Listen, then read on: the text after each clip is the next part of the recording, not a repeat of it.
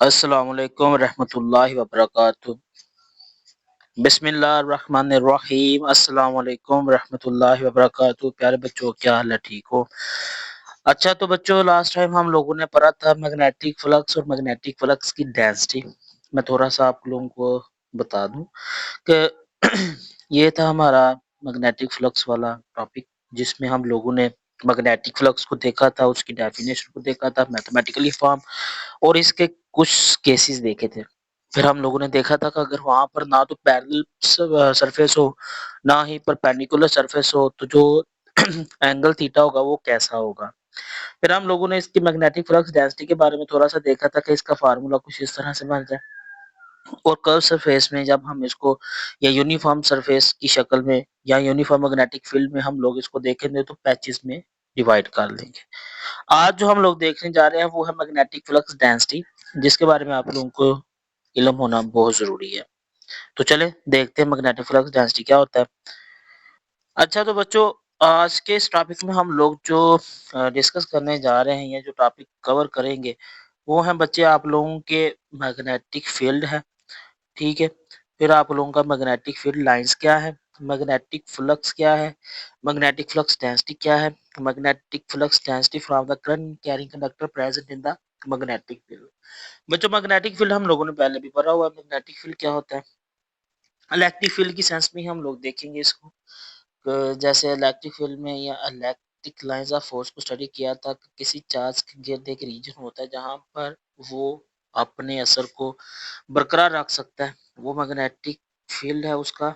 और जो imaginary lines हम लोगों ने डिस्कस की थी वो उसकी मैग्नेटिक फील्ड लाइंस है। मैग्नेटिक फ्लक्स यानी कि वहां पर जो इसकी मैग्नीट्यूड होगी, फिर मैग्नेटिक फ्लक्स डेंसिटी जो number of per unit volume होगा, और जो हम लोगों ने ये किया था कि current carrying coil in the magnetic field वो किस तरह से। चलो देखते हैं। बच्चे, सबसे पहले है आप लोगों के पास ये डिजाइन। बच्चे, सबसे पहले है आप लोगों के पास ये चीज।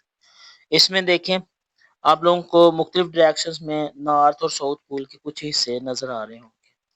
तो यहाँ पर एक जो हमारा पीस ऑफ मैग्नेट है, यानी नॉर्थ और साउथ पोल पर मुश्तमिल एक जो कंपास है हम लोगों ने यहाँ पर प्लेस की हुई है। अब इस कंपास का एक साइड तो आपके पास बच्चों नॉर्थ है, दूसरा आपके पास साउथ है। ठीक है। नॉर्थ और साउथ के गिर्द मैंने डॉटेड लाइन से क्या ड्रा किया हुआ है। ठीक है ना, ये डॉटेड लाइंस वगैरह। ठीक है, ये जो आपके पास डॉटेड लाइंस है। अच्छा, ये डॉटेड लाइंस शो कर रही हैं कि नॉर्थ और साउथ पोल को जब हम लोग किसी जगह पर प्लेस करते हैं तो इसके गिर्द एक जो है ना मैग्नेटिक फील्ड एक रीजन प्रोड्यूस हो जाता है, जिसको हम लोग मैग्नेटिक फील्ड, क्योंकि हम लोग मैग्नेटिक प्रॉपर्टीज को इस्तेमाल करते हुए मैग्नेटिक कैरेक्टरिस्टिक्स को डिस्कस कर रहे हैं, तो लिहाजा इसके गिर्द क्या हो जाएगा, एक दायरा, एक रीजन क्रिएट हो जाएगा, प्रोड्यूस हो जाएगा। अब इसका फिनोमिना क्या है? अब इसका फिनोमिना बच्चों यही बिल्कुल चार्जेस की तरह का है। अगर एक जैसे चार्जेस को जैसे करीब लाएंगे तो वो एक दूसरे को रिपेल करेंगे, यानी एक दूसरे से दूर हो जाएंगे। उसी तरह से जैसे ही हम लोग यहाँ पर मैग्नेट के दो सेम साइड्स को, मैग्नेट की सेम साइड्स को एक दूसरे के करीब लेके आएंगे तो प्यारे बच्चों ये भी एक दूसरे को रिपेल करेंगे। यानी उस रीजन के करीब करीब हम लोग जब लेके आएंगे ना, ये उस रीजन से उसको दूर करेगी। लेकिन जब हम लोग अपोजिट इसकी साइड्स को एक दूसरे के करीब लेके आएंगे तो ये बच्चों एक दूसरे को अट्रैक्ट करेंगी। ठीक है, उस रीजन में या उस रीजन के आगे पीछे अगर हम लोग उस दूसरी कंपास के सिरे को लेके आते हैं तो प्यारे बच्चों वो क्या करेंगे, एक दूसरे को अट्रैक्ट करेंगे। ठीक है। बाकी अगर हम लोग देखें तो ये पॉजिटिव वाली साइड को, इसलिए हमारे पास जो मैग्नेटिक फील्ड की डेफिनेशन होगी वो क्या होगी, हमारे पास जो इसकी डेफिनेशन होगी बच्चों वो इस तरह से होगी। Magnetic field is a region or space around a magnet where any other magnet experience a magnetic force is called the magnetic field. एक मैग्नेटिक नीडल के करीब या गिर्द ऐसा इलाका जहां तक वो अपनी फोर्स ऑफ अट्रैक्शन या फोर्स ऑफ रिपल्शन को एक्सर्ट कर सकता है, वो इलाका, वो रीजन आपके पास क्या कहलाएगा, उसका मैग्नेटिक फील्ड कहलाएगा। क्या कहलाएगा? मैग्नेटिक फील्ड कहलाएगा। अब चलते हैं दूसरी साइड। अब देखें हम लोगों ने यहाँ पर क्या करना है, मैग्नेटिक फील्ड लाइंस को देखना है। मैग्नेटिक फील्ड लाइंस आपके पास बच्चों एक किस्म की इमेजिनरी लाइंस है। क्या है? इमेजिनरी लाइंस है, जैसा कि हम लोगों ने इलेक्ट्रिक फील्ड लाइंस में देखा था। यहाँ पर आपके पास एक कंपास, नीडल कंपास या समझ लें कि मैग्नेट रखा हुआ है। तो यहाँ से मैग्नेटिक फील्ड ऑफ लाइंस बाहर की तरफ निकल रही हैं।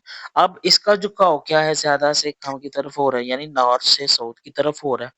यहाँ पर मैग्नेटिक फील्ड ऑफ लाइंस का जो फ्लो है वो बच्चे नॉर्थ से रिवर्स कहाँ पर है, रिवर्स साउथ की तरफ है। तो ये देखें, ये जो इसकी शो ऑफ करवा रहे हैं, ये इसकी डायरेक्शन को शो करवा रहे हैं। लिहाजा हमारे पास जो मैग्नेटिक फील्ड लाइंस होंगी वो ये शो करेंगी कि इसका जो इफेक्ट है वो किस डायरेक्शन को है। ठीक है, ये होगा आपका मैग्नेटिक फील्ड ऑफ लाइंस। तीसरे नंबर पर बच्चों मैग्नेटिक फ्लक्स। क्या है मैग्नेटिक फ्लक्स? अब बच्चे मैग्नेटिक फ्लक्स क्या है?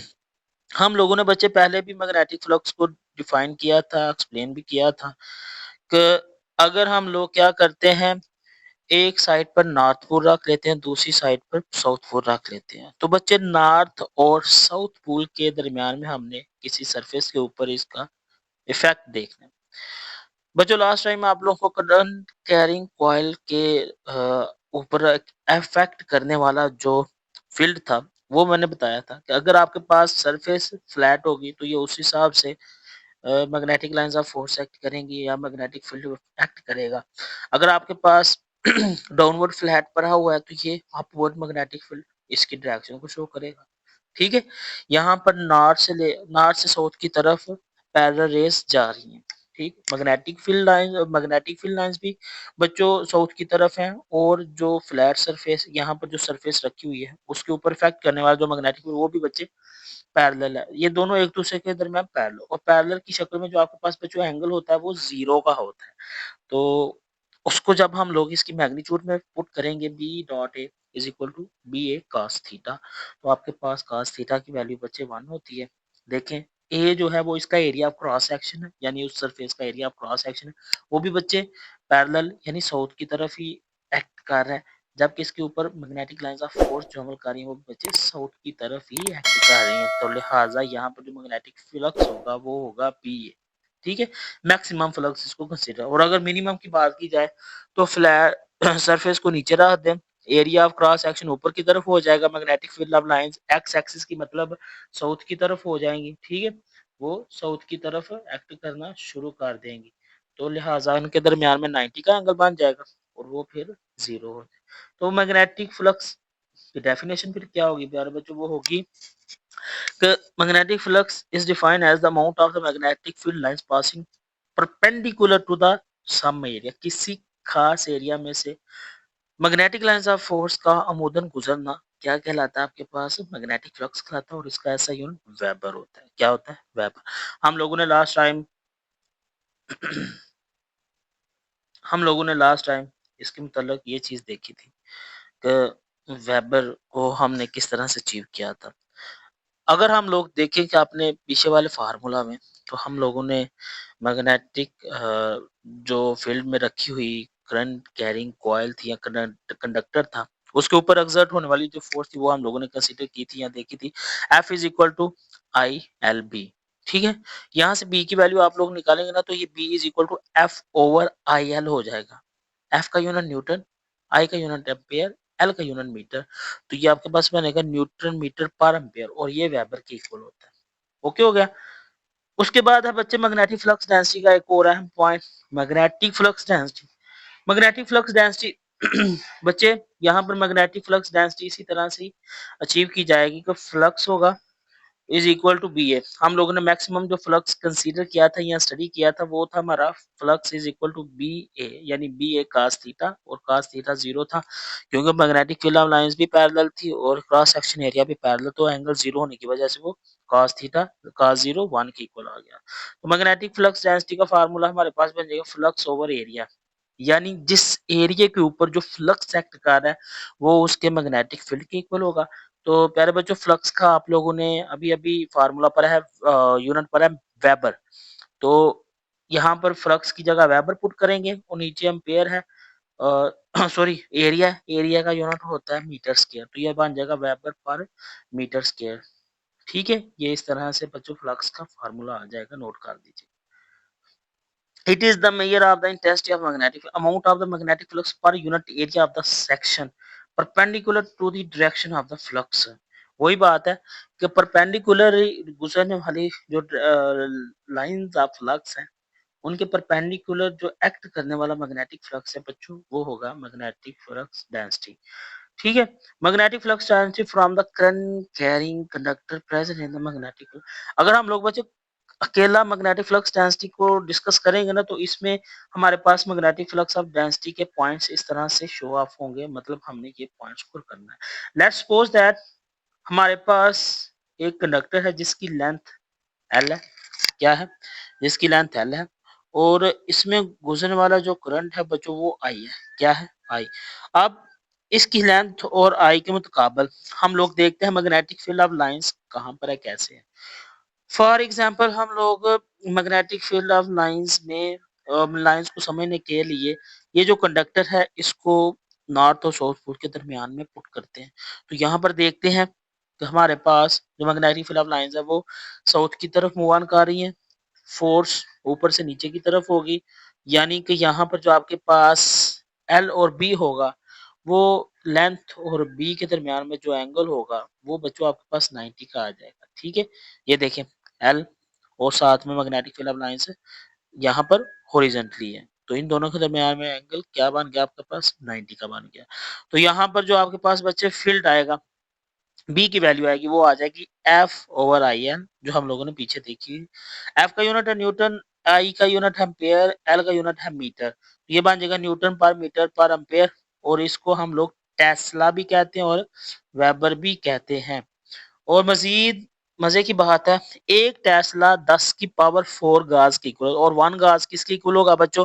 वो होगा 10 की पावर -4 टेस्ला की। ये हम लोगों ने वहां पर यूनिट निकाला था। A current carrying conductor of the length L present at right angle to the magnetic field will experience a magnetic force that can be used to quantify magnetic flux density, जो magnetic flux density को study करने में मदद करेगी। तो ये था बच्चे आज का आप लोगों का लेक्चर, जिसमें हम लोगों ने मैग्नेटिक फ्लक्स डेंसिटी, इस पर अमल करने वाले जो अफेक्ट करने वाले कंपोनेंट्स हैं वो, और साथ ही साथ इसके यूनिट को भी डिस्कस कर लिया।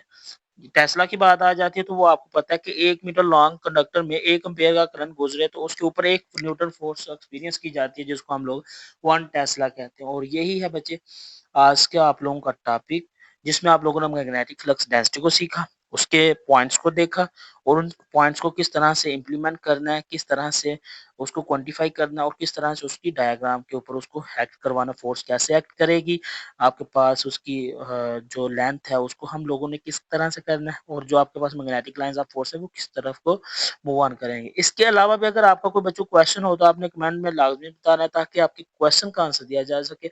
आई होप आप लोगों को अंडरस्टैंडिंग होगी। अभी तक आप लोगों ने हमारे चैनल को सब्सक्राइब नहीं किया तो इसको लाजमी सब्सक्राइब कर दीजिएगा। लाइक कमेंट और शेयर करना मत भूलिएगा, ताकि चैनल की जितनी भी एजुकेशनल वीडियोस हैं वहां तक पहले पहुंची जा सके। मुझे दे इजाजत, इंशाल्लाह नेक्स्ट लेक्चर में हम लोग मजीद टॉपिक्स पर डिस्कस करेंगे। तब तक के लिए बहुत ज्यादा ख्याल रखिएगा। अल्लाह हाफिज।